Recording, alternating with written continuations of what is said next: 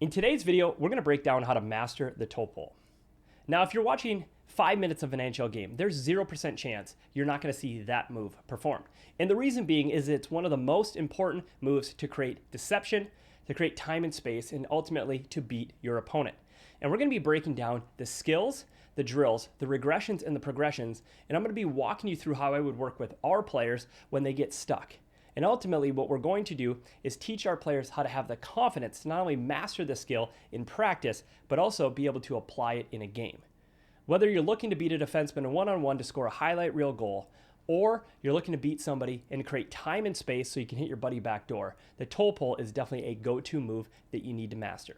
This is X7 Hockey Talk. My name is John Swanson. You'll see our players and alumni playing in the USHL, playing college Division I, Division III, AHL, NHL, and even the Olympics. Now let's jump into it. All right, it's time to master the toe pull, and I honestly think this is going to be a really cool format. I'm going to break down not just the progressions of the toe pull and how you can learn it and also identify what part you're struggling with, but I'm also going to start to kind of peel back the curtain a little bit of how I coach. And I've been a coach now for 25 plus years, and there's one thing I think that's really important with coaching, which is all movement patterns are what we call skill stacking. It's a collection of skills put together. And a lot of times what I see is coaches will say, just do it again, do it again, do it again. And they think that more repetition is the answer. And while this is the right intent and repetition is going to help, what's going to help is first identifying of the skills that have been stacked together, which one they're actually lacking, and I'm going to show you kind of a little hack that I have to help our players learn faster. And this is just something that I do. My hope is that you get like a golden nugget out of this and it helps you become a better coach, or even, a lot of times parents are teaching their players how to stick handle, or even for you, if you're self-analyzing how to stick handle better or do anything better, I'm going to teach you how to break your movement patterns down so you can learn faster. And this will be really the first time I'm kind of doing a full-on tutorial of a specific thing. So that being said, if you like this format, drop a comment below and let me know that you want to see more of these, and I can definitely create more content like this. If you like me just sitting in my office talking hockey, we can do more of that too. So this channel's for you guys. You guys tell me what you learn best from, and I'll continue to make that. Now that being said, a couple things here with the setup. I have my grid, which I have a separate video for that, so I'll link that in the description. Check that out. Secondly, this are some yellow tape on the ground, and that's just electrical tape. It'll stick, it's easy to pull up still, and these are gonna be some visual aids that our players would use to see the points that they're gonna need to hit. And then this is a little stick handling apparatus, and really what we're using it today is to pretend it's a defender. So I set that out because if we're gonna beat somebody one-on-one, this is essentially where I can't stick handle into. So we just saw some clips of NHL players creating deception to either score a goal or to buy themselves time and space to make a play that hopefully leads to a goal. Now we're going to understand how to learn how to do that. And there can be nothing more frustrating than having great skills in the garage, even great skills out on the ice, but you get into a game and it doesn't translate. And so I'm going to help kind of understand why things aren't translating. And so the first thing we have to see is, what is that toe pull? So a toe pull is where we take the puck from forehand, we're going to present, use our toe to pull it, and then we bring it into a reach pattern. So here, present, pull, across. One more time.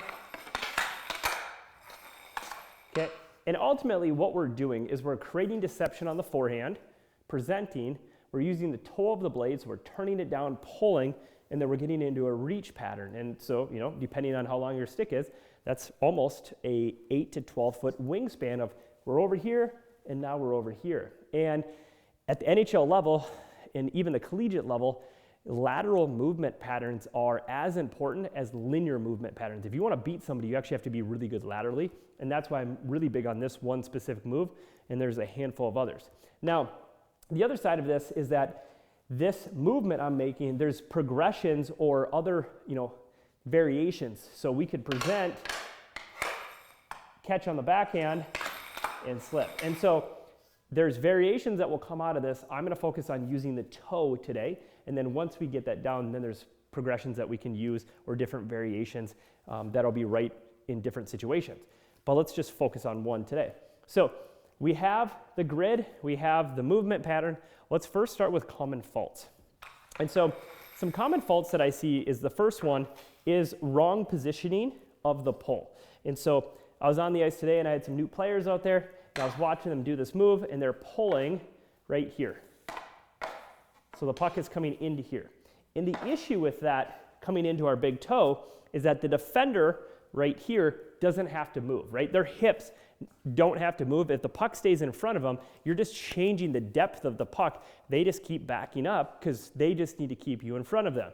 And so when we do a toe pull, we're actually presenting the puck, and we're presenting it away from us, making it look like we're going to go that way. And what we're trying to do is get that defenseman's hips to turn, and then we go the other direction. And so as a forward or as a hockey player, we want to get hips to shift, and when they do that, then we go to the other direction. And that's what a toe pull is designed to do, is first get the movement away from where we want to take it. So if I want to go this way, I'm going to pull, step, cross, and take ice. But before I do that, I need to get the defender to jump this way. So the way I would do that is I'm going to present over here. And so now they're having to move this way. I'm taking the puck away from them. We could even present over here if we wanted. We could pull it in this way. So the first mistake is that we're not in a forehand position. We're in a front body position, and then it ends up jamming us because we're pulling it to this foot. And this gets tough to stick handle from. The second big issue is the depth of the pulling. And there's going to be some situations where we have to pull the puck super deep. For the most part, though, is that if my toes are here, we're actually keeping the puck about a foot in front of our toes because we need room to bring it across. Now, there are times where we pull in here and this foot has to slip and then we bring it across. But if we're working with beginners, I like to set up some rigid structure and then I can advance them into a more free-flowing structure. So the issue that we're having, and I'll show you, is that when we present, they're pulling to here and then they pull across. And they're actually pulling at a 45, and that's going to be an issue because at that 45 pattern, the stick is here, and now we're pulling in to their blade. We want to take the puck away from them, and so a flat pull is important when learning this as a beginner here versus this. Okay, so that would be, we'll call it not mistake, but just some flaws that I see in movement patterns. The next one would be actually the reach pattern. And so today I was watching some other players, and then when they go to bring that reach in, they were only reaching to right here. And again, the defender's here. We got him to lunge this way, but now we just took the puck in front of him. We want to take ice that way, and so for that to happen, this reach needs to come here, and then we take ice that way. Okay, so we have three kind of common things that I see that I think we want to clean up, and we'll have more success translating to beating our opponents on the ice. That being said, there is now a couple different movement patterns that we have to master. We'll call these skills, and we're going to stack the skills together to do the toe pull. For that to happen, the first one we need to have mastered is our forehand dribble. So forehand dribble, we're in our box, we're going to this yellow tape, so here present, and we're just rolling the wrist. So that's skill one. Skill two is going to be called heel to toe. So we bring it up to position one, and we're going to bring it right to heel.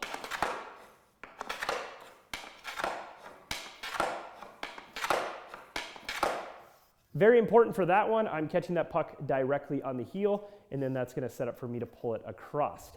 Now, the next one after that would be our reach pattern.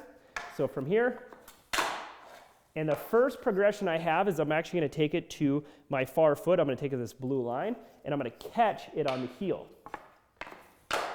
Now, today, one of the exercises I had our players do is I did a regression. So I want them to go here, but they were having an issue getting the puck to the toe of their blade, and they're also kind of slow through the movement pattern, and so we created this exercise. I just had them go here, and I brought the stick over as fast as I can. And what it does is it teaches the top hand to pull to that hip, and the reason why we need the shaft to be straight, so the hand has to clear, shaft becomes straight, it allows us to get that puck to that heel and keep the blade flat, or pointing up ice. So if the blade's here, and it's turned, or it's here, we're going to lose it. So I need to get that blade flat. So here, quick, quick, quick, right? And so now we have a progression. We can go blue, we can go red, we can go wide, we can go reach. So here, we'll go blue, red, wide, reach, okay? And with our players, the further wide we go, the harder it's gonna be. And so now we have the specific skills. We have the forehand dribble, we have the heel to toe, we have the reach pattern, and now we're gonna start to put the toe pull together.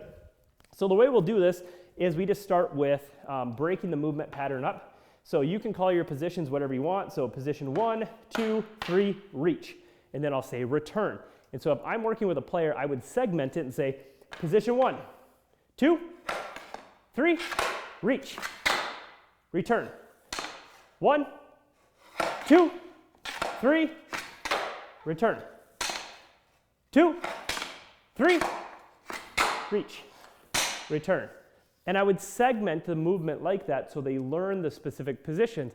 As a coach, it also allows me to see, are the positions in each of those movements the proper finishing positions? If they are, essentially they get green check marks on all of it. Now what we're going to do is we're going to take one step out. And so I'm going to take out the pause here. And as a coach, this is your ability to shine. You can adjust this progression. You by all means don't have to do what I do here, but I'm just going to take one step out. So I'm going to take the pause here out, and the finishing position right now is going to be here. Ooh, that's an issue. I didn't hit my mark, okay? Now as a coach or as a parent or even a player, we have to ask yourself, what was I struggling with? Is it the present or is it the pull? And so if a player struggles with this one time, I'll say, hey, no worries, let's try it again. Okay, try it again. They did it again. Okay, now I gotta bring them back to a regression. And I'm gonna say, you know what? Let's just go back to the heel to toe drill. So present to heel, or toe to heel. Hit that spot. Okay, and I'm gonna have them do 5 reps. Now I'm gonna take them back to that drill we were just on, see if that fixed it. It did. Cool. Now we're going to continue to progress along. And that's probably one of the most important things as a coach, is that you have to look at end range of motion, specific points of performance. If they're getting it wrong, you must stop the player and say, let's try it again. If they miss it again, you have to insert in a regression. If you don't, and you say keep doing it, you're just driving home poor motor pathways, and it's not going to translate to gameplay. So we got it down. Cool. Reach. Return.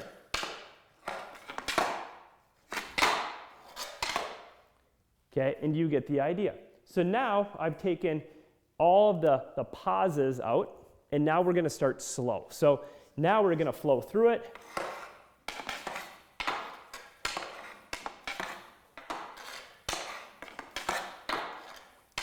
Cool, they get that down. Now we start to go full speed. So now it's, all right, hit your dots, but now we're starting to add pace to it. Okay, so now the player's able to do that. Now we'll go to red.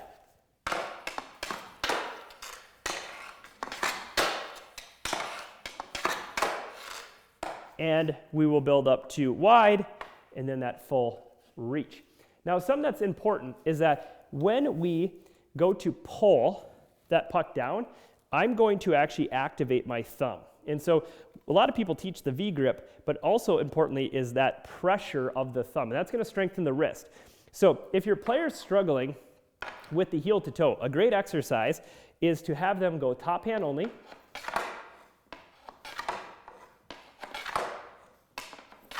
and work that position, okay? And we can also work top hand only with the reach, which is a great strength exercise. So a lot of times I will have our players take bottom hand off and have them work those segmented positions, okay? And if you want to, you can go top hand only, full movement.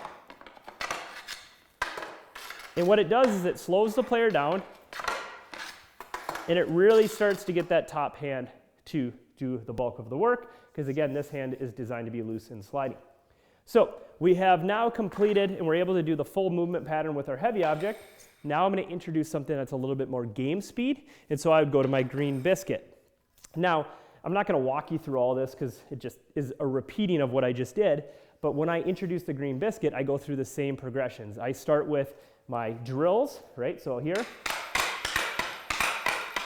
and I'll go to my heel to toe, I'll go to my reaches. And the reason being is that I regress the drill because I changed the object, and that object moves faster, and so I don't want to overstimulate the brain too much, and so I'm going to simplify the drill, but the speed at which the player has to move is much higher. So once we have that down, we're in our pauses.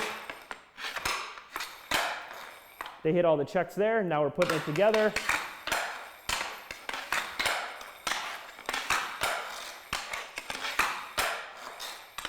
And you get the idea.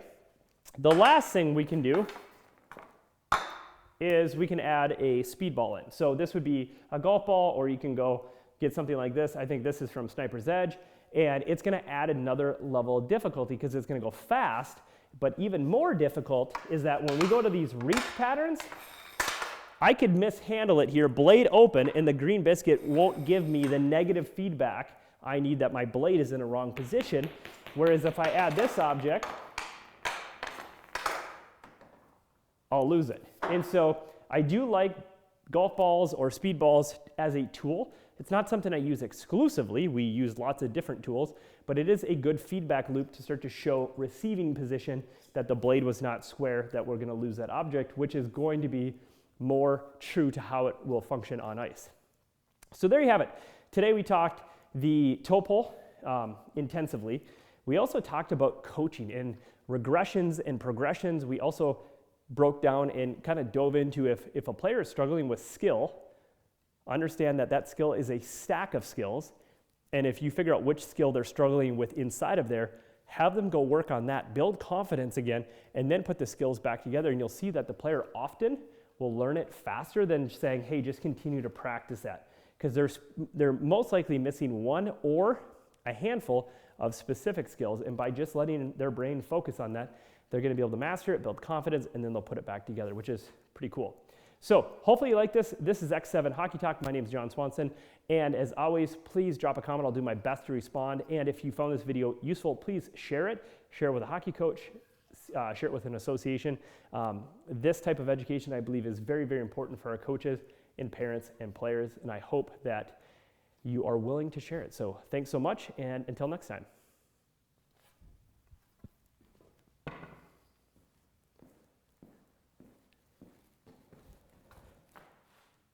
Test, audio.